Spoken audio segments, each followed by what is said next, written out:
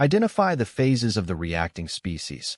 The chemical reaction in this experiment occurs between solid calcium carbonate, CaCO3, in the eggshells and aqueous hydronium ions, H⁴, supplied by the hydrochloric acid, HCl. Recognize the kinetic constraint of a heterogeneous reaction.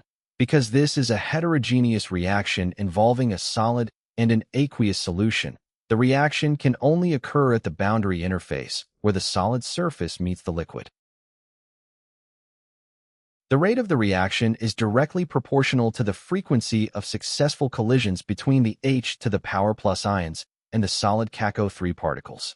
Analyze the impact of powdering the solid reactant. Grinding the eggshells into a fine powder physically breaks the larger solid pieces into a massive number of tiny particles.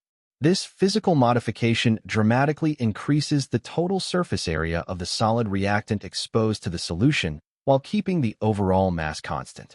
Connect surface area to collision frequency and rate.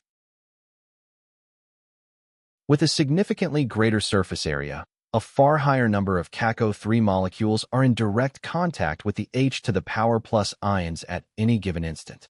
This increases the frequency of successful molecular collisions per unit of time, which increases the overall rate of the reaction the most, confirming option D as the correct choice. The correct answer is option D, using eggshells that are more finely powdered than those used in the original experiment.